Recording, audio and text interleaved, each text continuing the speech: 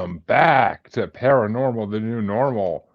I'm your host, Jeremy, as you know, and it seems like it's been a long time since I just done a regular interview on the show, and glad to be back with you all for this. And I'm especially excited about tonight's show because I have well, kind of a celebrity almost in the way of podcast slash radio hosting. So happy to have him on. Let's welcome Bob Lement, host of Hey. Static Radio for 20 plus years now. Yeah. Hey, how's it going? Thanks for having me. Oh, my pleasure, Bob. How you doing tonight? Pretty good. I got a little bit of a cold, so you get a little bit of the more stuffy nose kind of talk tonight here, but we'll get through it all here. We shall. And well, first things first. Let me ask you, what I ask this question of all my guests first. Sure. Usually I ask what brought you into the paranormal world, but I guess I'll ask for you, what what started your interest in the paranormal, supernatural, spiritual world? Oh boy, that's okay. Well, probably go way back. I've always kind of had an interest from when I was a kid about stuff like that and whatnot, and I've always, been um, watching all the shows and really probably over the last maybe 10 or so years, it really has ramped up quite a bit. I mean, they might as well call the Travel Channel the Paranormal Channel for all they put on there anymore. You don't travel as much as they maybe go through other realms or something. So yeah, I love all that kind of stuff, and used to read about it when I was younger, and always interested in kind of that kind of thing going on, and just over time have dibbled and dabbled, as it were, in going places that are haunted and so forth, and but the funny thing is, every time I do stuff like that, nothing ever happens. Everybody's like, oh, this is like the most haunted house in the area or something. Like, I live in St. Louis, Missouri, and Alton, Illinois is just across the river. And it is a very haunted town, and they all highlight that, especially around Halloween and so forth. But I've been over there to the McPike Mansion, which has been featured on several of these shows, if you've ever seen it. I've And heard of that.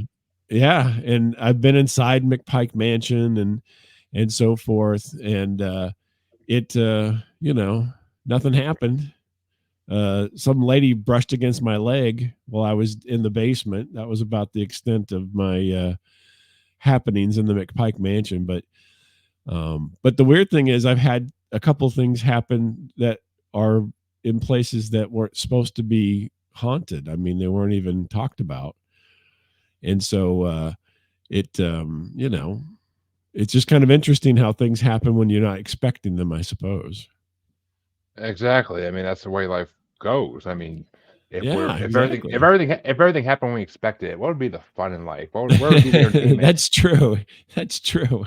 What would Take the it for fun be instance. in all that? Take it for instance tonight. I was on my way home from work and my car decided to have alternator issues right in the middle of a busy road, and luckily I got to the side. But so literally just got home like an hour and a half, hour 15 minutes ago. So fun times. But Oh yeah. Oh, life is never. your car never breaks down on the side of the road. It always breaks down in the middle of it. Yeah, that's the way life goes, though. It's never what you expect. It's only what just happened. It's fate. You can't escape it, really.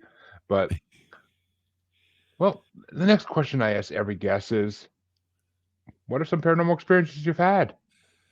Well, I had no one that would be truly classifiable, and I have another one that I'm still, the jury's out. But I'll start with the latest one.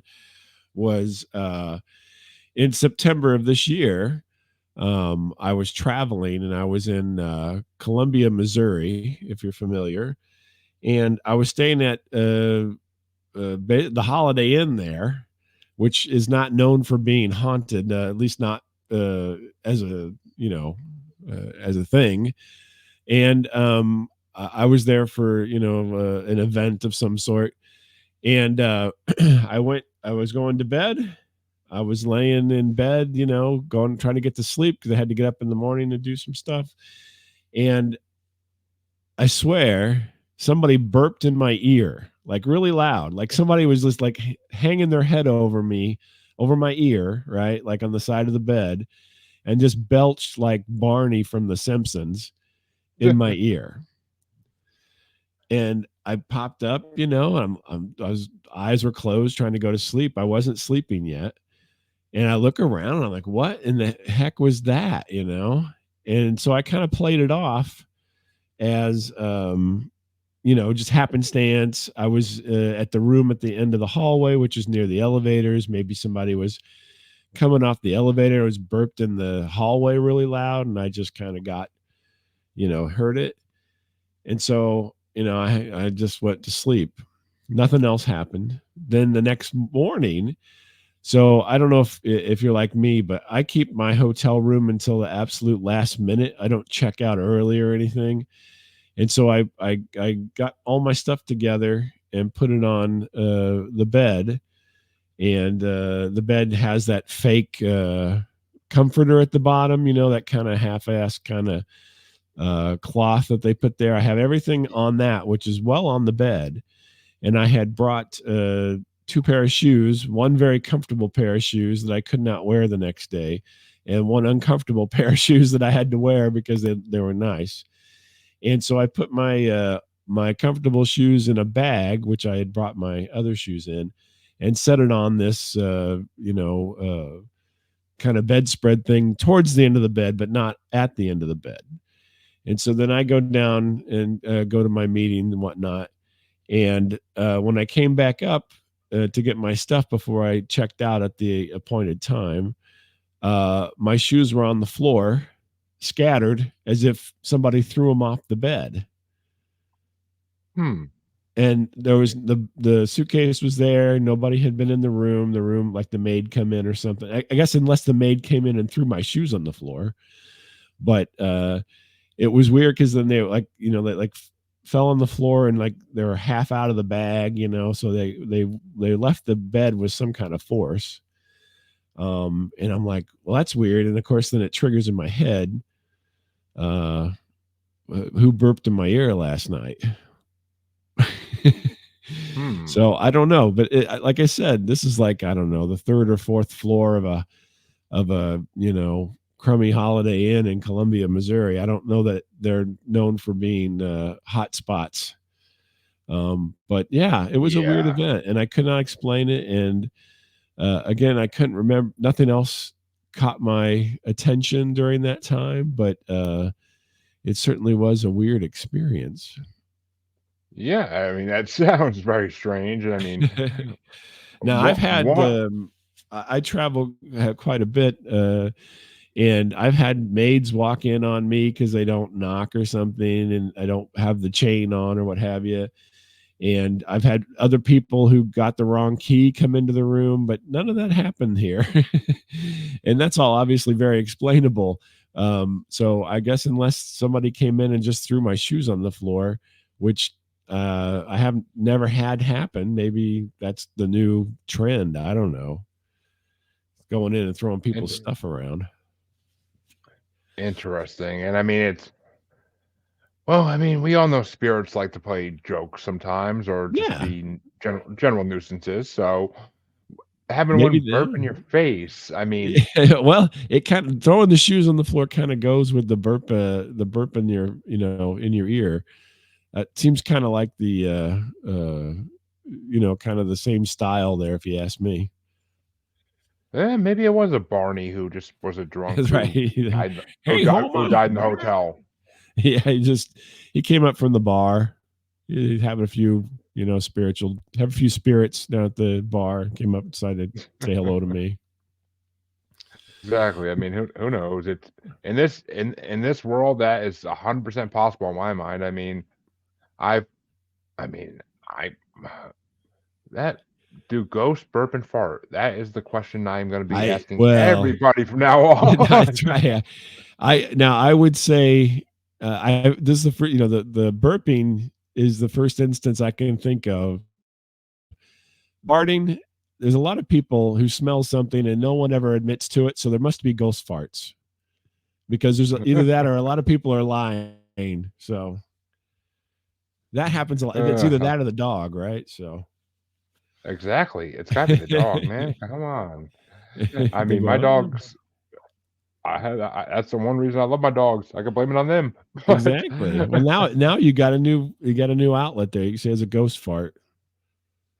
well, in my house, that could be possible as well. So, yeah, I guess so. A little less believable, but it could be possible. But well, Well, I think it has to be. Yeah, I mean, I guess, do ghost farts smell like brimstone? That would be the question.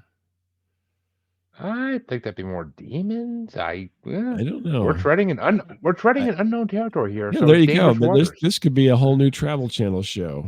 Ghost farts. Exactly. Ooh, I'm surprised Jack Osborne's not hosting that one. But That's right. How come all ghosts smell like Ozzy when they fart?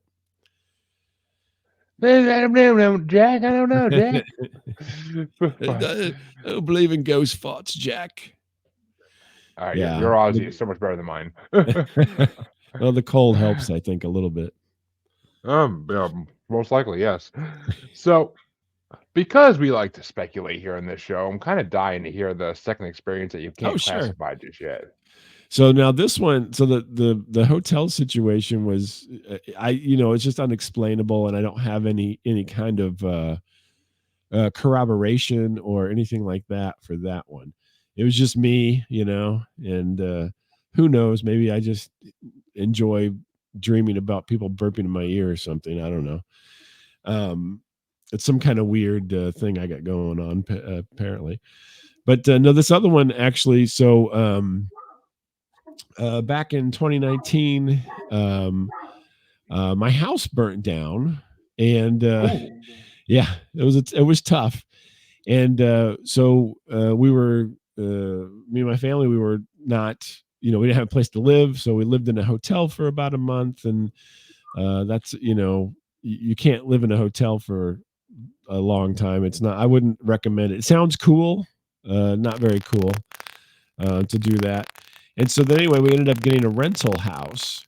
And this rental house, while they were rebuilding our house, it was like a your average suburban kind of house with 3 bedrooms and a dining room, kind of a situation, and nothing interesting about it in the least. You know what I mean? It looks like it's like in a neighborhood where all the houses are like, style 1 through 5, and everybody has picked out a style, and had a house built. of course. And so we, after about a month in the hotel, we finally get this rental, and we move in with nothing. So we don't have anything because everything is gone. And my wife, God bless her, had it so as the day we took the possession of the keys to this rental, Amazon dropped off bed frames and mattresses, mattress in a box and all that kind of stuff. And so that everybody would have a place to sleep that night. So we had no furniture or anything. So the weird thing is, and if you've ever, I don't know if you live in a cul-de-sac neighborhood or anything like that, but the neighbors always, are nosy and what have you.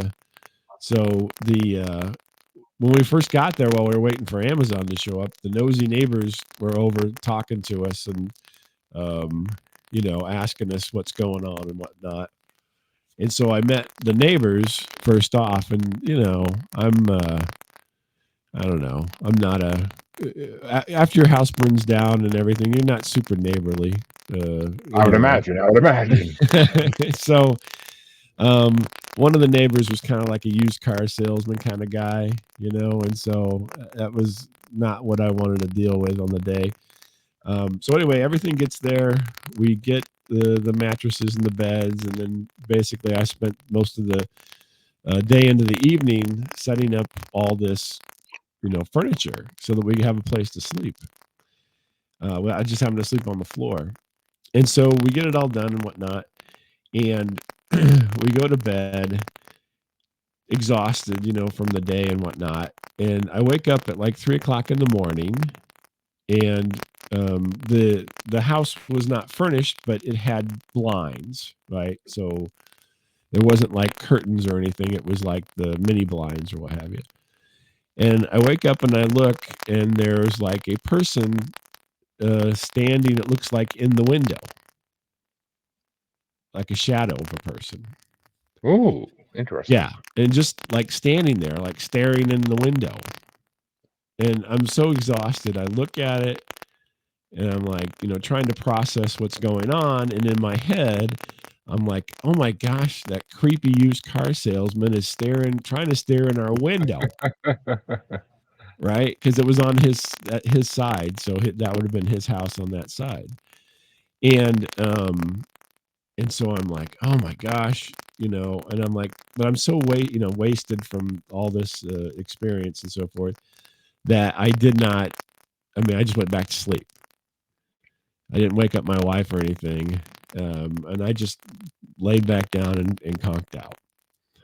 Well, the next morning, we get up and they're getting about business, now we got to have some, figure out where we're going to sit during the day. We've got a place to sleep now. We got to, get the next piece of furniture.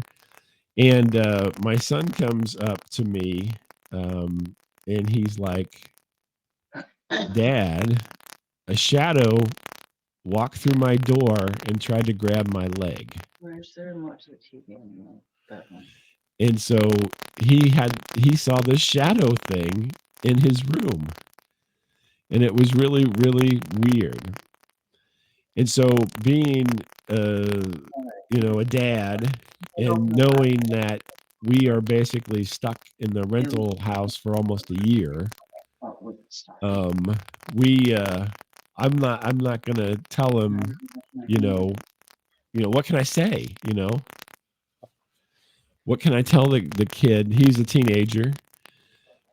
He stayed up. We had gotten him an iPad in the month at the hotel to have stuff to do and games to play. He stayed up late, and the shadow tried to grab his leg. And so I'm like, oh, I'm sure you're just tired, even though I had seen the same thing, I'm assuming, in our room that same evening. And so I go, oh, you're just tired. Don't worry about it, because we're not going anywhere. We got nowhere else to go. You're paying. When your house burns down, I don't know if you realize that you still got to pay for your house. They don't tell you, oh, don't bother paying us anymore until your house gets fixed. And then, we have to pay for a rental until we get reimbursed from insurance. So, money's tight, and there's nowhere to go. So then I'm like, just tell me if it happens again. I'm sure it was nothing. You're just tired. In the meantime, I'm in my head, I'm just freaking out because I saw this thing. I just didn't realize what it was, and so forth. So then a couple nights go by, everything's cool. And then he tells me about a week or so later, hey, I saw that thing walking through the kitchen last night. And it walked through the kitchen and went out into the garage. And again, just went through the door, didn't open the door or anything, just went through. And again, I'm placating him. At this point, he's seen it. I've seen it. No, my wife has not seen it. And I have not divulged to my wife that I had seen anything. Right. So she's just like, oh, he's just, stressed or whatever. So we have to live there for a good part of a year. And as time goes on, he doesn't really see it anymore, but we end up getting a dog about a month or so into the stay. And then the basement of this house was not finished, and there's nothing down there except for the furnace and the hot water heater, right? And so we would take the dog down there and throw a tennis ball around. Well, the dog would not go into one corner of the basement. No matter how, if the tennis ball would roll over there and stop, wouldn't go into that corner. And then we would hear things in the basement, like making noise, which of course could have been, pipes or whatever. But there's literally nothing down there except for the household usual stuff, furnace and hot water heater. But we stayed there for almost a whole year at that point and never had any other encounters. But early on, we definitely had some kind of shadow figure that was kind of moving around inside the house. My wife heard noises in the basement. We heard noises, but then we never did encounter it again.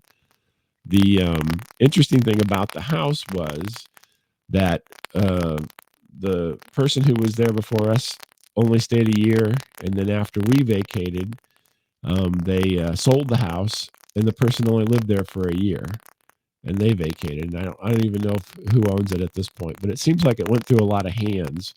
But yeah, it was just a weird situation with this kind of late 90s, early 2000s cul-de-sac style house that has a thing living in it. Interesting. And I mean, well, first thing I just want to mention real fast is your microphone seems to be a little staticky. Oh, is it? Hold on a second. I'm sorry. That's okay. Let me change something here real quick. Thanks for mentioning it though, because then it'll. Oh yeah, I'd rather catch it now before the episode goes on for an hour, and then it's mic for a second, and then I'm gonna switch it back on and see if it's better. Okay, well, I mean, right now it's definitely better. There's no static at all right now. So, but yeah, shadow person. That's I love the idea of shadow. Still staticky. Perfect. You're crystal clear. Okay. Yeah. Sorry about that. But I love. That's all good. I love the idea of shadow people because I mean, we don't really know what they are. There's a lot of theories for what shadow people are, but I mean, the house I live in, there's been shadow people seen as well. Oh, really? By multiple people, but I mean, well, one shadow person really. But I mean, are they just the deceased? Is it in my theory? My theory personally is that they're part of the evolution of a spirit. Okay. Because I think when we pass, it's the same as when we're alive. We go through evolutions, and we change our form and shape basically as we become a more advanced spirit, depending how long we're stuck on this plane. But that's my theory personally. I mean, I've also heard that they come from other dimensions, that they're ultra terrestrial. I've heard that they are ultra terrestrial, but they don't know they're here. They're just reflections of a dimension and weak points in that barrier. I guess the best way to explain it. So I mean, I don't know. What do you think shadow people are? Like, I like to ask everybody this at some point. That's a good question. So I would have said in the past, prior to this experience, I probably would have said, probably similar things. At this point, though, I mean, we seemed to cohabitate. It was almost like those first week or so that we were there. It was just kind of checking us out, And then once we were once I guess we were just there, right? And then after a while, it seemed to have its own existence separate. And then, I mean, maybe it came around and we just obviously didn't know it. I mean, you can't, when you're sleeping, you're sleeping. So, but, I never saw it during the day. It was never seen during the day. It was only seen at night. But during the day, there would be noises and so forth downstairs that were not explainable, given the fact that, I mean, it's literally an empty basement. It's not like there's, stuff down there that could fall over or, anything like that. It was just empty space. And, so I think we just kind of coexisted. It's almost as if, I don't know if you were, kind of like if you have a stray cat comes around and kind of checks you out, and then once it thinks you're okay, if you're there regularly, it just leaves you alone and kind of does its business and lives its life. Yeah, I think it was kind of like that. I don't know. It certainly wasn't anything malicious other than the one encounter. So, I mean, Lon Strickler, a famous, famous to me paranormal investigator out of Pennsylvania. One of Mhm. my first guests, one of my oh not my one of my earlier guests on my show, I should say. He said that like they feed off negative energy. Shadow people feed off negative energy. Mhm. So maybe they were just checking you out and they realized, okay, this family doesn't have enough negative energy for us to really survive off of and feed off of. I mean, I don't know your personal life, but I mean, I'm gonna take an assumption here, but Well, maybe it's just, I mean, we're all normal Americans, so yeah, things get negative at times, but maybe you just weren't the key demographic they were looking for, let's that say, and that could be. Well, they do say that these things happen at times of trauma, and so obviously we had a fairly traumatic experience, and so forth. But I think once we kind of got settled in, it was kind of business as usual, and it's it's an extreme. I can tell you, just having experienced it. If you do lose your house to fire or anything else, I would imagine it's an incredibly stressful experience, right? Because there's a lot of factors that come into play, and you're knocked very much off balance. But it did not. I don't think for us as a family, it didn't. We weren't. We were kind of just getting on. You know what I mean? We just had to get through to move on to the next phase of everything, which at that time moving in was stressful because of the way we had to do it. But once we got past that, then we were on to the next thing. And then, literally you take, it took a whole year almost to get the house rebuilt. And so the whole time you're under stress because it's, it's like having another job because you have to make all these decisions and you have to do all this work, even though I'm not building the house physically myself. There's an incredible amount of decision making that goes into it. And as you know, with anybody, if you have to make decisions, right? Some people don't cope very well with the stress of just making, they can't even choose if they go to one of those Coca-Cola multi machines where you can choose from anything, they can't even figure out what the hell they want. So can you imagine the stress of having to come up with answers about rebuilding a house after, basically everything is gone. But I think overall we kind of got through most of that, and it wasn't a severely negative environment. And you still have to go to work, you still have to pay for things and so forth. But so maybe we weren't that interesting. Maybe once they kind of saw us and everything, they're like, yeah, these people are kind of boring. yeah, I mean, you definitely weren't. I mean, I'm sure you weren't no Gallagher's or anything else, any other sitcom family that would be perfect for these type of creatures. So, um, Yeah, I'm not typically not a drama king kind of a person. So yeah, I mean, I kind of pretty laid back, and everything's cool with me. But it is weird, and the other thing that I know from just uh, my own research is that there's a couple of different variants of shadow person, and so there's mine was just literally like a silhouette kind of a situation. yep, But there are ones that have the hat, the cowboy Hat hat, or some Man. hat man, yeah, or some other kind of hat. And typically, it seems like from what I've read about that and so forth, is that they seem to be a little more malicious than just your run of the mill, silhouetted kind of a situation. And again, I don't know. I mean, it could have been a woman. I don't know. I didn't notice any shadow boobs or anything, but who knows?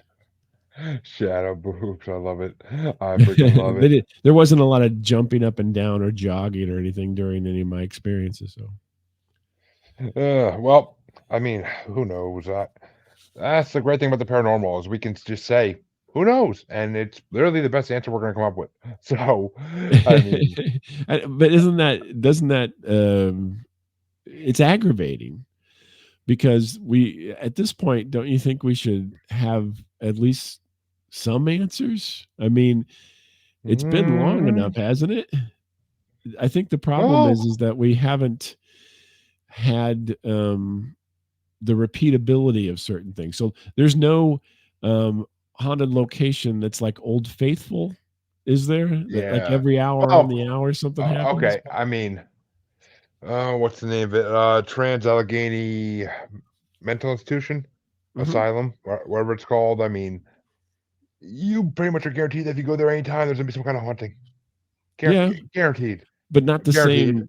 same thing every time. You know what I'm saying? So like, Uh, but there's just a lot. if There's a pattern of the same situation. So I mean, the biggest problem is why we can't figure this stuff out is nobody in the government believes that either they don't believe it's real, most of it, or the more likely scenario, they're covering it all up for some reason or another. well, but my question would be why? What is the usefulness of that? I mean, covering up ghosts, I don't think the government's necessarily doing that because what would be the win on that? What would they Hmm. achieve by covering up ghosts? Like, what are you going to do? People already believe they exist, and a majority of people believe they exist. A Hmm. majority of people have had experiences at least once in their life with a ghost.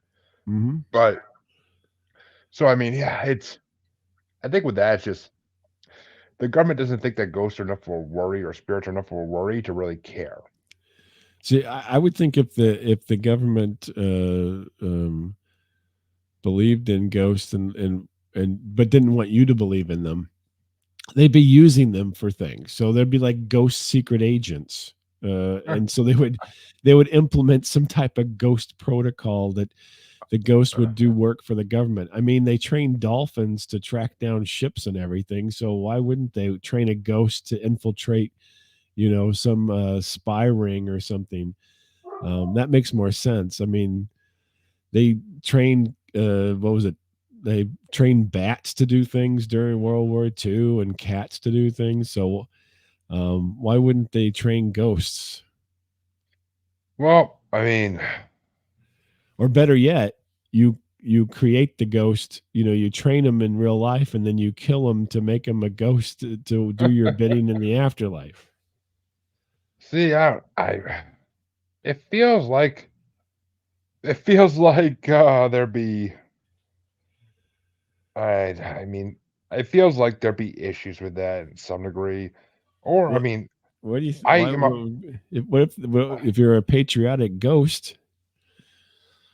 because we don't know what ghosts are technically. We don't know why they're still stuck on Earth. I mean, what if the ones stuck on Earth are not the ones you want to be working with? Like, who those are who all the knows? those are all the dumb ghosts who can't find their way to the exit. Possibly. But I mean, I don't know. I mean, if you ask me, do I think the government really has like an X-Files division that does all this stuff? I'd be like, oh, you're damn straight they do. Oh yeah, You know they they you do. you know they do. I mean, they're never going to admit it, but it won't be till the world ends and we go to some government building and find the files on it. But Lord knows it exists somewhere. And have they thought of that? I mean, I If wouldn't they, be. men who stare at goats is real, then the ghost sector in the intelligence division is real as well. I mean, as my conspiracy bracket will tell you, the Montauk Project is real. Right. Yeah. The other one I can't think of at this. Fuck Well, me. what if all the ghosts are just time travelers? I've heard that theory, and I've heard so many mediums and psychics and death doulas and so many other people talk about what happens after we die. I Hmm. can't believe that. It just seems like ghosts are people who have passed on. I mean, I don't see this is when it gets complicated when you start going into the afterlife and it's like, Hmm. okay, are these really just the souls of people left behind? Are these alien spirits stuck inside human bodies are now stuck on Earth because star seeds and all that? Right. Or is it option C, option D? I mean, there's more I could name, but it's just I don't Well, know. And and then that there's different differentiation. So a shadow person is is different than a ghost, I would say. And some Maybe. kind of possession is different than a ghost, and poltergeist Um, activity can be different than a ghost. I mean, I, maybe they're all I different classifications. maybe I can 100% see maybe. I think possessions are. See, I don't like the word demons, or I really don't like the word angels either because they come from a faith I can't fully get back 100%. So, I mean, are there underworldly evil creatures in this earth? Oh God, yes. Are there heavenly creatures in this earth, or I can't even think of a better word than that, but are there heavenly creatures in this earth? Then yeah, maybe. Maybe. It doesn't seem like there's that much good in this earth at this point in life, but maybe. Maybe. So I don't know. I mean, have ghosts been known to possess people? There might be one or two cases. Well, Is let me something ask you here. possessing?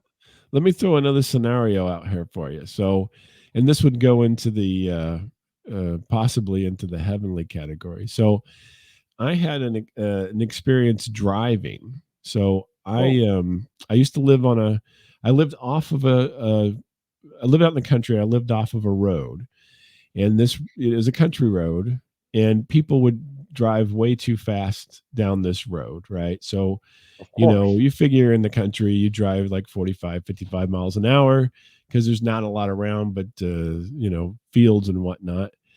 And in order to get onto that road, so I lived off of this road. I would go to this intersection to get onto the road, and and at that intersection, I mean, there's probably at least, while I was living there for the time I was living there, at least 4 or 5 accidents that um, I witnessed, right, happen because people come flying over this hill, and there's an intersection and people are pulling out, and then bam, they hit each other. So I mean, this is well known, and you'd be sitting, and all of a sudden you'd hear cars crash, and you'd look up, and sure enough, that intersection there was cars crashed, right? So I Yep. was leaving one day, and it was early in the morning, kind of foggy, and the intersection was in a valley over these two hills, and people just came, flying over these hills. And so I look, you can look one way, nothing's coming, and then I start to turn, and people were like barreling down this road, and somehow 3 cars, my car and 2 other cars, right at that intersection, all passed each other. And I have no idea to this day how that happened because I literally was pulling out into traffic, and somehow I made it. uh, so there was a car coming over, and then another car was coming the other direction really quickly, and somehow he went past me, in between me and the other car, even though I was pulling out to go.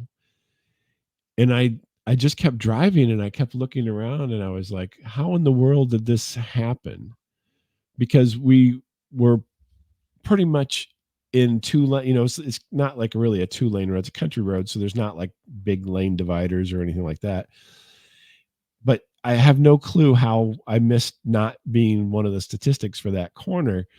Um, and I can't, I can't explain it. And I just went on to work then that morning, and thank my lucky stars that I wasn't basically smashed together between these other 2 cars.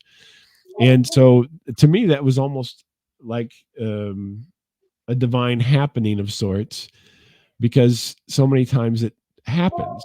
And for some reason I lucked out, but I can't think that my reflexes were so good that I would not, because I wasn't even aware. I just was like, it all just happened, and then it all finished, and then I drove away. See, So it's weird. my take on that tale is that I don't think it's a guardian angel type situation. I think it's more just fate. I You were not Luck. fated to have something happen to you on that day. Oh, okay. Well, that's good. I mean, I am a huge believer in fate. I mean, I've been questioning that lately a lot, but I'm typically a huge believer in fate that what happens to us is supposed to happen to us. I mean, the event of my life for the last You don't 5 think you have months, kind of. any control over your destiny then? I my beliefs personally are that we all have predetermined paths from the moment before we're born even. Not even the moment we're born, from before we're born. We have a predetermined path on what we're gonna do in life. There are fixed points, I believe, which you cannot change no matter how hard you try. Even if you knew them, you couldn't change them. It's still gonna happen regardless, somehow, some way. But I think everything in between those fixed points is changeable, but it's not gonna change the fixed points. Like, it's fate. You are gonna end up in a relationship and marry this partner no matter what. For Hmm. good or for bad, it's gonna happen, and So you can't avoid it. what about the people with multiple divorces and all that kind of stuff? Well, like I said, it's a fixed point. You'll meet this person and marry them. If you get divorced from them eventually, or you stick through the hell of your whole life, that's up to you. But I mean, but there may be another fixed point in your life where you meet another person and that becomes your partner. I mean, who knows? I mean, it could be 20, 30 years down the road. That point may move slightly based on what you do in your life, but the fixed points can move years to where they need to happen. But what you do in the middle is not really gonna stop it from ever happening. It's gonna happen eventually, and, I mean, death Really? is I mean, this is my personal No, opinion and I belief. realize that. I'm just interesting. So then I guess you're not a big fan of the multiverse scenarios that See, people love to put out there. I believe okay, well, let me finish this one first before I get to that one, but, Because then it basically you'd split and come together at these points, so there would well, not be a multiverse of sorts because everything comes back together. it's a multiverse. I mean, I truly believe there is a multiverse of some kind out there, maybe, possibly. I haven't seen much proof of it. Okay, that's a lie. I've heard proof of it, but I've heard proof of it. I haven't seen proof of it myself, but I've heard proof Mhm. of there being a multiverse, and it's believable. It's believable, and I'm not gonna deny it or say it's not real right off the bat, no way in hell. But I believe these fixed points, though, are gonna happen, and death is one of these fixed points to me. You die when and where and how you are meant to die from the moment you're born. There is no changing that. There is no so yeah, I mean, yeah, you have heart The issues. fixed You points, would be they be in every timeline, or are the timelines come back together? How's that work? I mean, I personally don't think that the timelines in different universes have really started to intertwine yet. I think we are still too naive for that to happen. I think the Hmm. human race is too naive for that to happen yet. We're too young. We may think, "Oh, we've been around for thousands of years." Yeah, great. You know how Mhm. long the universe has been around? A lot longer. Oh, yeah, yeah. So, I mean, it's just I don't I mean, this I say this all the time in the show, but I don't know fully, and I'm probably never gonna know in my lifetime these answers. It's pretty much a Well, guarantee in my mind yeah, that I'm we're not gonna yeah, know. exactly. We're just speculating. Then It's the other hypotheses. question is what makes a branch? So that's always my problem with the multiverse is what makes a branch, right? So if you're going to have this, let's say there really is a multiverse, then how does it branch? Because there's so many decisions. Like I gave you the example with the car.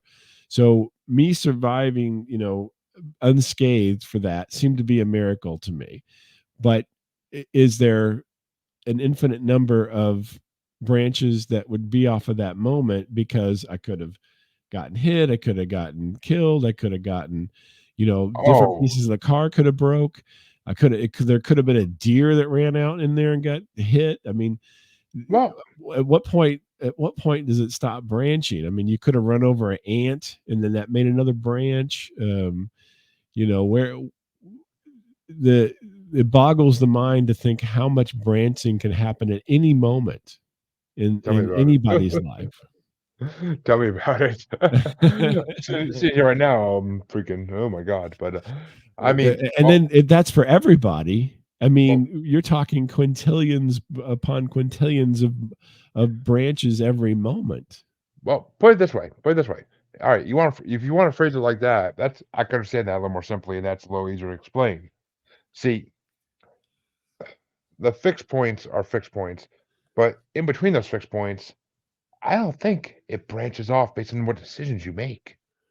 I think it just slightly alters, maybe a little bit, the strand that you're on. Because the fixed point's going to happen regardless, but maybe what you did pushes it out a year or two, or pushes it out a couple months.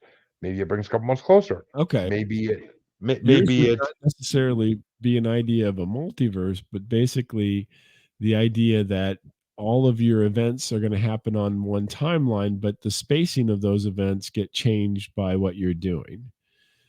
I Uh, mean, and I mean, I'm not. No, I do think a multiverse is 100% possible, but I don't think it's branches like the Marvel universe would have you believe. Say, I think it's more. This is our branch here, and mhm. then you might have another alternate UI in a different universe, and the branch is up here, and they never intersect. They just keep going along for now in the same directions, and just Mhm. keep going and going. And maybe that universe is universe A's fixed points are different than universe B's fixed points. Who knows? Like it's possible. Maybe the fixed points are the same. Maybe it's just based on maybe it's just based on when you do things that are not fixed points, so that changes the time and year of everything. But who knows? I mean, a multiverse is 100% possible, but I just don't think we're intersecting quite yet. It may come in the future. It may come in the future. I mean, look at what the news has been saying the last couple days about this hole in the sun, and it's getting bigger. Right. Yeah. That's horrifying. Like the fact that there's a hole in the sun that's so big, you could drive 20 cars through it, basically. From what Yeah. I believe that's what they said. So But that's if you're thinking dangerous. about how large the sun is, 20 I, cars is nothing. I mean, that's not even the fly is open for the sun. I get that, I do, but I mean, it's just You know, this is something we never dealt with as a human race before. The sun, well, we don't know that though. That's the other problem is that we don't know. It's for instance, it would be interesting because I don't know if you've ever seen, and we're jumping around a little bit. So have you ever seen? There's a thing with people's vision, right? So, for instance, we all have our vision, and you can test to see how your rods and cones are doing in your vision, right? And most people have all their rods and cones are functioning, so you're getting a pretty accurate view of what we know as reality. But people who have lose parts of their vision, right? They're not seeing holes in their they're not seeing holes in front of them, right? Like black spots or dark spots or emptiness. Their brain makes the picture whole whether or not they actually have the equipment to make a whole picture. And so I would say, because we're not, even though everybody loves to say, we're, seeing is believing or what have you, we're multisensory uh, animals. And so even though it may be in front of us, our brain may not process that information. And so, we're getting back to a little bit with ghosts and shadow people and so forth. So maybe they're always there. It's just our brain doesn't allow us to perceive them at certain points, and only at certain points when the criteria is the way is right, can you actually perceive it. Um, and so that would explain the randomness of the paranormal sometimes, in the sense that it's not happening at the exact same moment in the exact same place at the exact same time, because maybe our perception won't allow that, because we're not in those conditions all the time, because of environment or because of like you said, the hole in the sun or whatever. Things just happen at certain times, and we get to perceive that. So that could be the case. Or one of my favorite things about paranormal is, I say, if you ever work with Photoshop and you work in layers to create images or something, I think the world is full of layers, and sometimes those layers are more visible than other times. And again, the The reasoning behind that is something that we just don't know, because it may all be moving constantly. And so at certain times, the veil is thin, and at certain times the veil is thick. And so you can't see through the veil. And that would account for a lot of the randomness of it as people do it. Another interesting thing about that would be time is not linear. Time is happening always. So what you're sitting at your place, I'm sitting at my place, and everything that happened here ever is happening right now. And sometimes you can perceive what was here. So I live in a more rural location, so it was a field. It was a field. There was deer. Now there's a house. Now there's people, and it all happens at the same time. But because you're on your layer, you don't get to perceive the other layers, even though there's an infinite amount of layers there. I don't know. Those are just some thoughts to throw out. Well, I just have one question right now. Is there smoke coming out of my head? Because it feels like my brain just went into overload, like trying to put all that together and come up with an answer. No. I love it. Out I love these ideas questions. For things. I just like you. I want to know why these things tick, and my mind goes through all these kind of thoughts to how these can be explained. There's a and this is another way. So this gets into the layers thing, but so you and I are both on the internet right now, and chances are we are connected via Wi-Fi, and Wi-Fi is all around us, right? The radio signals that make up the Wi-Fi signals are all around us, and they can actually use those to know where you're at inside your house, right? Because you are dense, and other parts of your house are not as dense. And the signals go through you slower than they go through the walls, let's say. And so if you have the equipment, you can, in essence, see who's where inside your house just because you have a Wi-Fi router. Yes. But that is that's the same similar thing what I'm talking about with ghosts. So maybe we're all here at the same time, but we just don't have the equipment to see what's right in front of us. That's where it gets into ESP and psychics and everything, because apparently they have more equipment. See, all right. I call what you just described basically the inception theory, that all these realities are just on top of each other, like a badly designed city, and basically, yes, I mean that is basically what the interdimensional theory is, that there's all these other dimensions that we can never even hypothesize, think about at this point. Right, either right above us, right below us, not exactly, but similar. They're all on the same wavelength, basically. And we can't see through the wavelength because we have not developed that ability yet, or we're never meant to. Maybe we're not creatures that are meant to do that. Maybe they are creatures in other dimensions can do that, like possibly shadow people. But at the end of the day, we are either can't do that yet, or some of us can. I mean, I've met astral projectionists and lucid dreamers. They travel to other dimensions in their dreams, and it's all vivid as could be. And they told me stories about it, and some are good, some are bad. Yeah, that's to be expected. Yin and yang, all that good stuff. But so, I mean, are there other dimensions around us? Yes, 100%. Fucking yes, 100 fucking percent. Where are they around us? No fucking clue. And I'm probably never gonna know, unless someone could tell me exactly. But I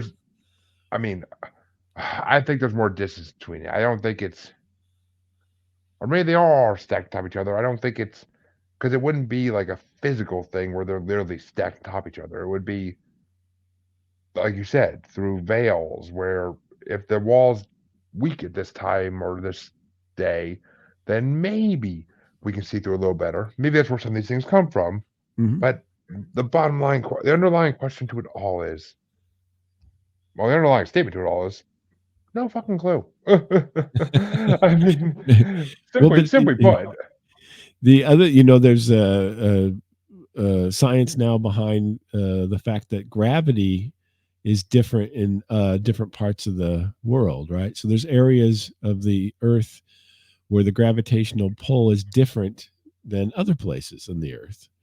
Yep. And so again, that kind of just fits into this whole scheme of things where, we love to simplify our world and think that it's all the same everywhere, but the reality is that it's not. And so that's where all these things kind of come into play, is that it could be that these places are different in some regards. Maybe there's another we have gravity, we have radio waves, we have this and that. Maybe there's something else that encapsulates the world in different ways, and is in different, for lack of a better word, thicknesses, and so then that's where we get things. But then it also can shift.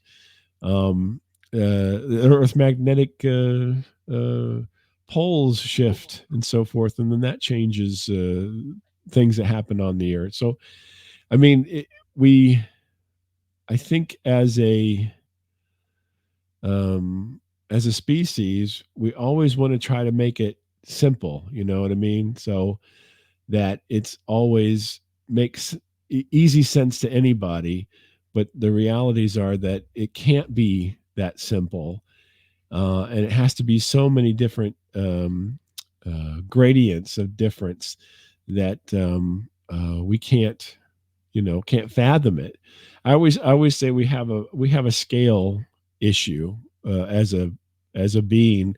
It doesn't matter what we're talking about, but whenever things get to a certain scale, most people just can't understand it. So, politicians love to say they spent $1 million on this project, right? And get everybody all riled up. But when you're thinking about the government's budget, literally $1 million is what falls out of your pocket during the day, and you don't even miss it. And so we have a problem with scale, thinking about those things. And so I think a lot of times any kind of problem that we encounter, like this whole problem of different timelines or different layers and so forth, is we have a scale problem because we can't really wrap our heads around the scale of what we're dealing with. So you mentioned the hole in the sun, right? All the planets that we know of in our solar system can fit inside the sun and still have a lot of room left over. And so that becomes a scale issue because it's so large that we can't hardly fathom it being that large. And we have, gas giant planets that are huge, and they fit inside the sun without any, it's like the unlimited suitcase or something. And so we always have run into these scale problems. I think the paranormal, it gets down to being a scale problem. And so we have to, we can't imagine the scale. Because if you think about everyone who's ever lived, if they die and now they're in this other realm, right? How many people is that? The funny thing is, I think there's still more people alive now than there have been everybody who's died, which again is another scale problem. I don't know about that, actually. Well, no, it wouldn't be, but I'm just saying that we're increasing as a population, and so I guess I got to look it up real quick. But again, they don't even know because everybody just takes a stab, right? Because we have no idea. And think about how many unknown deaths there were over time. Right? Yeah. I mean, it's so. I mean, it's a scale. It becomes a scale issue. Put it this way, you could be correct, but all I can say is, yeah, of course, all those planets can fit in the sun because they'd all be burnt to a crisp as soon as they went into it. And there, folks. No, I'm talking about volume. I get it, but there, folks, is your dad joke of the day. Yeah, that's a good one. I like it. But I mean, all right. Well, you know what? Okay. If my suitcase was a toaster oven, everything would fit in it. Well, folks, to move pass this topic for a second because I mean, my mind is literally trying to put all this together still. It's been Sorry. one. It's been one. No, no, no. It's. I find this fascinating, and you bring up a lot of good points. You really do. But we're talking about space here, and my biggest problem is we're not talking about the topic in space and needs to be talked about. And I'm curious what everybody thinks about this. What's your theory on extraterrestrials? Oh boy. Yeah, I got some in my picture here. If you see off to one side there, I got some extraterrestrials by their spaceship there. Oh, okay. I Yeah, see that's a it. picture from the museum in Roswell from the Roswell Nice. incident. So, hey, I got a story about that. Get out of town. Really? So, yeah. So I do. So I think that it is a foregone conclusion that there are extraterrestrials, right? I believe what so, but what not they everybody are does. and have they been here and so forth is up for grabs. But again, it's a scale thing. There has to be, right? Because we can't fathom how big all the universes are. And if you have an infinite number of universes and an infinite number of variables, then you have to have something else that's alive. I mean, having just us in all creation is impossibility, right? Seems Um, that way. yeah. So now, are there um, alien craft visiting the Earth and so forth? And that becomes another question. And I think that it's gotten uh, obfuscated. I guess we'll use that word, because the government wants to hide certain things, and so I think they've used it as a cover, right? So they're like, yeah, oh, yeah, they they want alien craft, but they don't want alien craft, and they want you to confuse it so that way you're confusing, the stealth bomber with an alien craft or whatever the new bomber is, with an alien craft. But I think that if there has to be at least one other thing, then there's got to be many because of the scale, and they have to be spread across the spectrum from being Neanderthals or less to being super advanced and traveling around and checking things out, because that's just, you have to have the spectrum because you've got an infinite a number of possibilities. And I think even if we just take ourselves for an example, if we had the means to do that, we would be doing it, right? You Oh can't God, tell yeah. me if I said, Jeremy, uh, I'm going to grant you the wish of interstellar travel, right? Get me And the fuck out of here is what I'd that's say. right. The first thing you're going to do is, let me go see the neighborhood, right? Because that's just what we do. We always do that, right? Kids get a bike. The next thing you know, your mom's mad at you because you rode, to a whole nother neighborhood, right? That's just the nature of us as a being, and I'm assuming that's the nature of all things that attain a certain level, right? Um, and and so then I think that's true, and I think that the government loves to obfuscate all that because it loves to hide things, in confusion.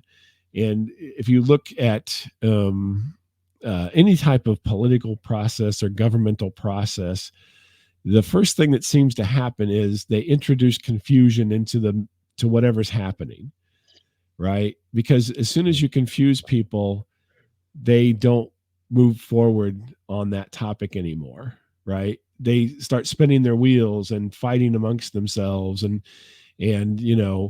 I'm right, you're wrong, and the same things happen to the paranormal as well. And so then you can keep all these people spinning their wheels so that you can do whatever you want in the background, right?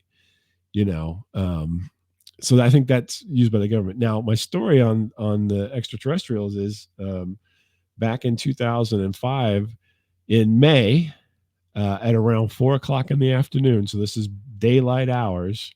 I tell this story and everybody asks me, even though I tell them the story and they're like, well, was it a satellite? I'm like, this is, sunshiny day in St. Louis, Missouri. and I witnessed a sphere fly over my house, and it was approximately, because I mean, I'm not like I don't know how to gauge things from a distance necessarily, but I was looking up in the sky, and this metal looking sphere flew over at a pretty high rate of speed, and it looked to me to be about 4 times larger than the jets that would fly over that I would see from time to time, right? And Yeah. it went from I caught it with the corner of my eye in the southeast, and it went to the northwest, and I saw it for maybe 20-25 seconds, and it went from horizon to horizon. And where I lived at the time, there wasn't anything around. This is rural, and so it wasn't behind a building or anything, or it basically come out of the trees and went into the trees. And this, like I said, was 2005. I've been interested in UFOs and stuff, just like the paranormal, because it's the mysteries of the world, right? Everybody loves to think about the mysteries of the world, Exactly. and so I had never really, I don't remember at the time hearing a lot about spherical UFOs, and I even went. This is earlier days in the internet, 2005 ish, and I did a search and everything, and I'm like, what's the spherical UFO? I got to figure this out. I'm like, why would the government make a spherical ship? It makes no sense. How would you land the darn thing? I guess it would hover. So it blows past me and everything. And at the time, I was playing with my kids out in the yard, and and they didn't see it or anything. I didn't mention it to them because it happened so quickly. I just kind of experienced it. And later on, I looked up, and then I found somebody had posted on a thing online, and they saw it too. Same time of day in the next another area had saw the same thing as I saw. And so I'm like, okay, so I did see it. No explanation, nothing else happened. No thoughts beamed into my head or anything. I just happened to be looking in that part of happened to catch it out of the corner of my eye, and it happened. But yeah, I couldn't explain that. And this was, like I said, what would that be? Gosh, almost 20 years ago now. Yeah. So 18 Yep. years ago. And and I mean, I haven't seen any spherical military projects, and I don't even know why they make them. It did not. It wasn't a ball or a satellite or anything like that. It was like a big spherical, thing that just went cruising by, and didn't make any sense. Oh, I mean, they don't have to make sense necessarily. They're just Well, no, I'm there. I thinking mean, along lines. What would the military application for a giant sphere? I don't know. my question to you is, why does that do with anything with the military at all, really? Exactly. I don't know. I mean, the only reason is because that's where people look at, whenever they have these encounters, that's the first thing they think of, because that has been floated out in the media so much that they're like, there are military craft, right? So there are triangle planes and so forth that fly the TR-3B. There was a thing called the Aurora Project, which is a kind of a triangle craft that can get anywhere in the world in less than 24 hours because it goes to the edge of space and then comes back down. And I mean, you can read about all these things, but I've never read about anything that was a ball. Ball. I've heard of you. I've heard of ball-shaped UFOs before, but I mean, in 2005 or even I've now. I- I've heard of them back in the 60s, 70s. I mean, well, all right. Well, let me. Where to even start? But let me ask you this: have you heard of the Valiant Thor? Oh yeah, Valiant Thor. Yeah, I I, I mean, the guy who was helping the government. There's a picture. he worked. Yep, he Yeah, worked with Eisenhower and the DoD at the time. yeah. And I mean, see, that's the thing. I mean, it's just I believe extraterrestrials have been involved in this planet since either before humans were created, and yes, I said created, or before either that, or I believe they've been here shortly after. Yeah. So, but you're a proponent of the panspermia thing, where the planet was seeded basically by I someplace mean, somebody other, threw it down there and wait for life to grow and so forth. I don't know about that. I see. I mean, as much as I like to believe that Big Mouth is right and a hormone monster created this planet, um, I ha- I have to believe. I mean, whether we were created by extraterrestrials or we evolved into what we are now with lesser intelligence, and extraterrestrials then came in and gave us a little bit of a boost. I don't know which really makes more sense or which really happened, of course, because I wasn't alive back then. But to me, extraterrestrials had to have some hand in our creation or our development. Because think about it. We see these creatures called angels that fly down from the sky. Hmm. In all our religious texts, there's mentions of these creatures. Angels are most likely extraterrestrials. Maybe demons are too. I don't know. Hmm. We don't say they crawl out of the earth. We say they just appear. So I I am kind of a believer in the whole Palladian and reptilian and the fact that all these different species of aliens had something to do with our upgrades in the Hmm. early caveman years of ours. So I mean, I feel So, like it had are because I you on the benevolent bandwagons where they're all benevolent and they just want the best no, for us? no. There is not. There's yin and yang. There's balance. There's good and evil. Every aspect of life. Why wouldn't there be with extraterrestrials?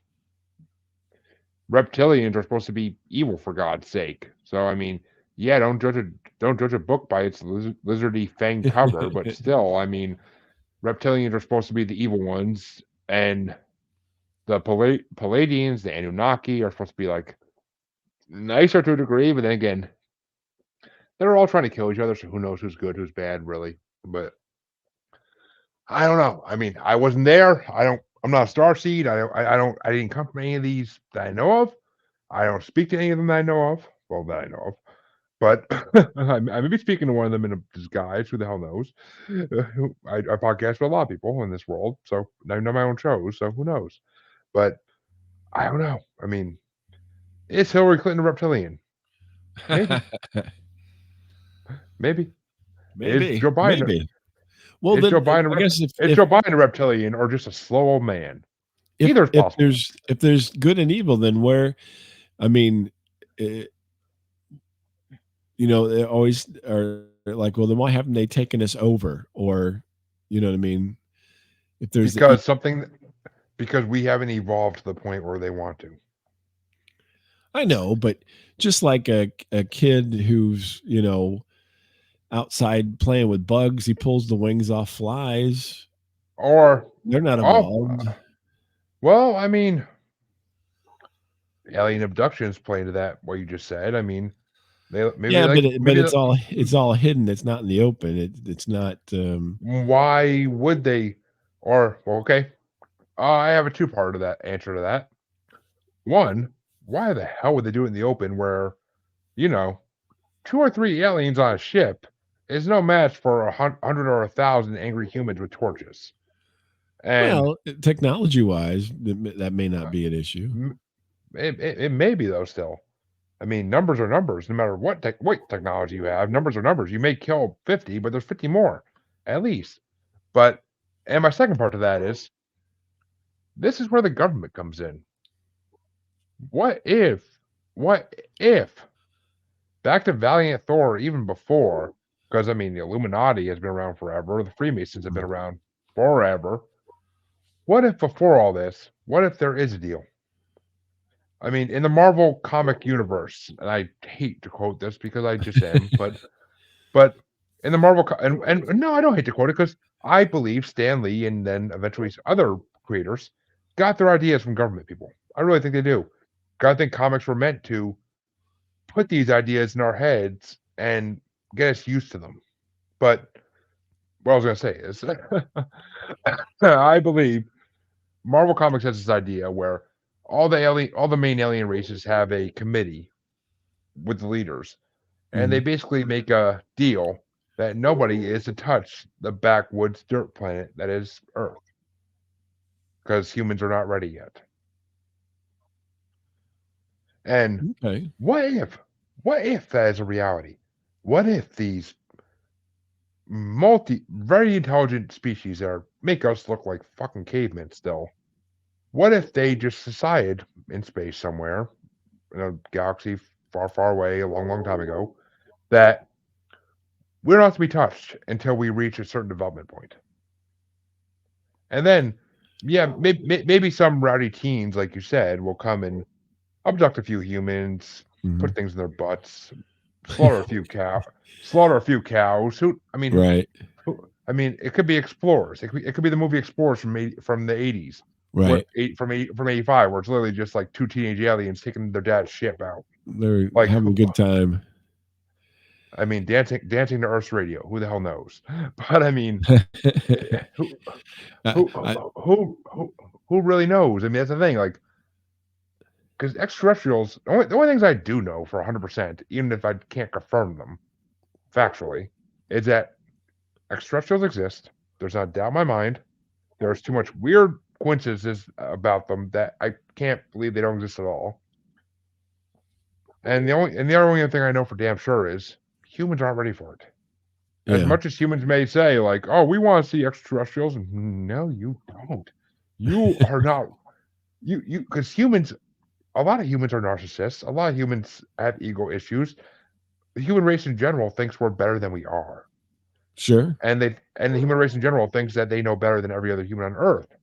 Well, Yeah. wait till these super intelligent creatures come down that make us look like we're all freaking special.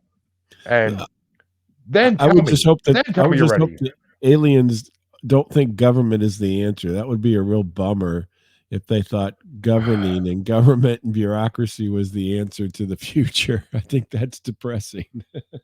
I'm pretty sure they know it's not. I'm pretty sure there's a reason they control the government now for at least 70 years, if not longer. But if not since ancient times, for all we freaking know. I mean, secret societies have existed throughout history for what reason? I don't know, but I'm pretty sure it has something to do with that. But that's the biggest issue with all this is I don't know. But we're not gonna I think what you did say makes a lot of sense in the fact that maybe we are getting visited, but we're so far off the beaten path that these are just the people who are out joyriding or and it's not in any kind of numbers, you know what I mean? So it'd be like well, see, I wouldn't say that because that's where my own UFO experience comes into play. Well, tell me. Let me hear that. My listeners may have heard this before a long time ago. I haven't told it in a while, but my wife is originally from the Bridgewater Triangle area of Massachusetts. Oh, yeah. And we were walking into the house one night when it got in the evening when it was dark out. We were outside with the kids doing something, s'mores or who the hell knows, but something outside with the kids. And we were walking in, and my son says to me, he's like, "Why are those stars moving?" And I'm like looking down, and I'm like, "What the hell's wrong with you? Stars don't move." And I look up, and I'm like, "Ew!" And literally 8 to 10, I believe it was years ago now, but 8 to 10 star-looking objects moving, so my eye can see it in the same direction in formation. Interesting. They look like an elongated triangle, basically. But so, and I mean, stars can't move as the naked eye can see. So, wasn't no damn stars, and no 8 satellites, 10 satellites are in a formation like that, just floating around the Earth. No. So, I mean, I don't think I mean, aliens, I truly believe, travel through dimensions. They don't travel through space and time as we know it. They travel through dimensions, and that's how they get here so fast. So I just think we're not to be touched by their decree, by some intergalactic council, some dupe, some take your pick of any sci-fi show and it's intergalactic council. But I mean, I just feel like the Federation. I mean, we're not meant to be touched. I think that's what it is. I think we're Hmm. really they basically say, yeah, you could one or two of you can go mess with Earth every night if you want. I don't care. Just don't let Yeah. it be. Don't get seen. Don't get caught.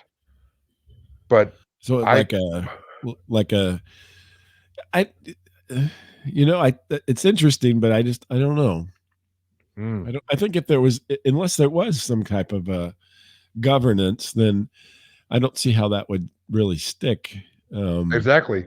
But there's got to be a governance because Oh, whether Lord it's help whether us. it's whether it's a government like we know it or just a whole or just a partnership as smarter beings are most likely keep but not really fully love. I Mhm, mean, there's got to be some council somewhere that says like these plants don't touch. They are still developing, and we don't touch underdeveloped plants. mhm, We wait till they're at their technological, biological like peak, and mhm, then we can then they're at the point where we can go and be like, "Hi, we've been watching you for thousands of years," uh-huh. and they won't freak out. They'll just be like, "Oh, wonderful! What can you teach us?" Well, but I don't know if I mean, they always say the freak out moment, but, Oh! I The mean, what? you know. Did you not see how humans reacted to COVID? Yeah, but that's, uh, That's there's that's a it's sickness. a herd That's a mentality kind disease. of a situation. Well, what do you think's gonna happen if what do you think's gonna happen if Independence Day, starring the great big Willie Smith himself, happened tomorrow? What Uh-huh. the fuck do you think would happen to humans that survive it? It would be mob mentality. It would be a Oh, herd yeah. mentality. We'd be fucked. Yeah, I mean, but it depends. So, you know, And there's no president like there was in that movie to give a good speech to get us all motivated. I'm pretty sure Joe Biden be hiding somewhere having a today heart attack. is our Independence Day. Um, no, I mean, but I don't know. I think that I always try to like to think that people could handle it a little bit better, especially if it wasn't anything that was malicious. You I know what I mean? I see people freak out when their favorite restaurants freaking close for a week or a month. Like, come That's true. I see people freak out because there's an accident on your way to work and you have to sit there in traffic. Like, Yeah, people I love we're so I love fragile. I love my listeners. Don't get me wrong. This is We're not about so you, my listeners. fragile. This is not about The my listeners at all, but Starbucks line was so long I couldn't handle it. I Yeah, love my listeners. I So, would hope that's not the case, oh, but Static's back, but Oh, sorry. I'm sorry. Let me that's okay. adjust again. I called that right away this time to fix it, Yeah, but tell me because then otherwise, cause I can't hear it. So yeah, I mean, well, let me put it this way. I love my listeners. You know that, listeners. Don't get mad. The human race is freaking special, dude. The human race is not meant for big events. The human race is meant to live their daily freaking day-to-day lives and maybe listen to a podcast such as this glorious podcast I'm on or the one you're on and hear different opinions that may make them question what they believe. But we are not meant on an overall scale to handle something big like an alien invasion or a zombie outbreak or Bigfoot's finally taking over the United States like they fucking should. Like, I mean, we're not meant to handle anything in a mass way. We're just oh, I, humans are nuts. I We're got nuts. another crazy idea for you. What if the paranormal and the extraterrestrial and all that stuff is just all the same thing? Mm. I love that you said that. I really do. Because all right, I'm Because gonna they're tell you all my. unexplainable, right? So I am gonna tell you. I haven't done this on an episode of my show in a long time, but I am going to tell you my ultimate theory of the Earth in general and the world and the universe in general. and well, mainly Earth. But I don't know enough about other planets to really do that. But the Earth in general, I'll get your reaction. That's where we're gonna leave it, I think. Okay. But here's my theory: Earth. Yes, humans may have been here already. Humans may not have been here, but Earth was a backwoods, dirt, nowhere planet in the Milky Way galaxy until the Intergalactic Council, known as DUPE or whatever you want to call them, Federation, decided to use it as a prison for different alien races that they found unsuitable. So So the whole world's Australia? basically, but this could be the answer for what humans are doing on Earth. What if we were on another planet and they brought us down here because we were unbearable? Which I could 100% believe because humans are unbearable to me most days. Right. But this would also explain, and stay with me here,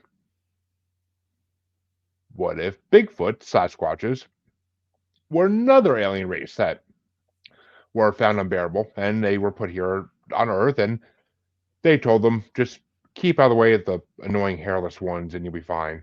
And keep watching them from us from the forest. Just keep watching them, make sure they don't do anything stupid. So this could also explain, and I'm gonna do quick fire here, dogmen. This could explain sea monsters / living dinosaurs, or the dinosaurs in general. This could, or the dinosaurs were living here before or any of that, and they only cut them off to make this a prison planet. That's a whole nother theory. But this could explain most of the cryptids we know of that have been seen more than one place. Sorry, Loveland Frogman. But so, and what if the UFOs we see every day, basically, because someone sees one every day at least, what if the UFOs we see flying over the planet are wardens watching over the prison? And that's all they're doing is watching over the prison to make sure. What would the abductees be then? Sick prisoners. Okay. Or just are being reprimanded, or are they being helped, or a little both? We stick thermometers at people's butts, so who the hell knows? Or they could just be, they could be spies, they could be double agents, they could be possibly even just, or just could be wardens having fun with prisoners like happens in prison on Earth. So who knows? Who knows?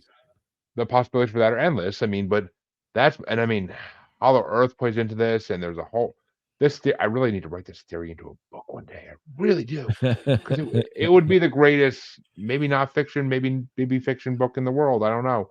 But I can't prove it's fiction or not. So it'd be in the middle. But I don't know. I need to write this into a book. I really do. It's on my bucket list. But that's my theory. What do you think? Does this theory hold any grounds, or am I completely out of my fucking mind and be put in a No, it's. I think it's just as plausible as any theory. It certainly. It could be. There's so many unknowns around us. Any one of those things could be explained by that. I think that the problem becomes, again, it's highly unlikely that it's going to be one thing that encompasses all of it. But I do find it fascinating that, that each one of these things could be, all essentially in the same boat, because they're not as easily measurable as other things in our world. And so we have, but, then you can get into the whole thing about measuring things and say that that's all okay, well, fantasy cooked up for our benefit to make sense of the world. But well, we're from America, where we can't measure things right to begin with, so I don't know why we're not metric. I learned it in school, but yeah, anyway. we're all fucked. But no, it is interesting that there's so many. It's interesting that so many of these things that are unexplainable could easily be put in any one of the categories. You could, the only difference that we put on these things is when we say extraterrestrials, we say things from space. when we say ghosts, we generally say things from the past, right? And so we are a species of categorizers, and so we try to categorize them in all these things. But the reality could be it's all the same. It's just we have invented these categories in order to make it palatable for us, as opposed to what it really is. Maybe shadow people are just extraterrestrials, and that's just their form. Is they're I shadowing. mean, Or I maybe find that though. extraterrestrials are really ghosts and they just come from the sky. And it all kind of can fit into each one of each of the others' bins, as it were. um I think it's funny you brought up Bigfoot too, because that's another one of those things where people are, oh no, that's not real and so forth, but there just seems to be so much information that makes it incredibly plausible to be real, and there's Okay. so many experiences. Before I end this, I just want to say once again in this podcast that anybody who doesn't believe in Bigfoot or Sasquatch, I swear to God, I need to question your intelligence to get you tested. But there are so many fucking sightings and Yeah. proof of where they live. Look up the Olympic Project. Look up the fucking Olympic Project. The government is hiding them there. Jesus Christ. And experimenting Well, on them probably. I don't know. yeah. And you got footprints and all kinds of good stuff. Oh, not even the footprints. Not even the footprints. I mean, yes, there's footprints, a lot of them, but there's so much proof all through our history of Bigfoot's existing. Anybody who doesn't believe they're real, I question whether you actually did your research or if you're just speaking out your ass, because Right. obviously they exist. They exist. Well, Now leave them alone. I always That's all I tell gotta say. people, and they don't like to hear this, but I said, if you believe in God, you have to believe in Bigfoot. You have to Thank believe in you. UFOs. You Thank have to you. believe in the paranormal. Thank you. And I love then that. that doesn't go over well, but Oh, it never you does. know. I mean, I am not an atheist. I am agnostic. I fully believe there could be something out there, Sure. but am I going to give a name to it? No. Am I going to give a species to it? No. Am I going to assume I know what it is for even a second of the day? No. It's most likely an extraterrestrial. Most likely, but we don't freaking know if there is or not. So, am I agnostic? Yes, and I will be until I have proof that I need to believe one way or another. So, and that's I always like the fact that Bigfoot doesn't ask me for money.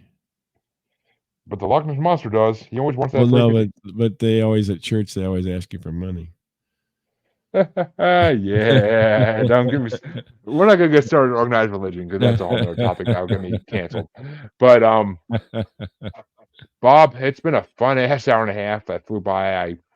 It's been fun. We had a great conversation. I can't wait for everybody to hear it. It's already shared out across the web on Facebook, Twitter, and YouTube. So, but I can't wait for everybody to hear it in podcast form as well. Eventually, probably February, I'm guessing, but I could be wrong. Okay. But Bob, tell the audience first, what is Static Radio Podcast, Oh, and sure. where can they find it and you?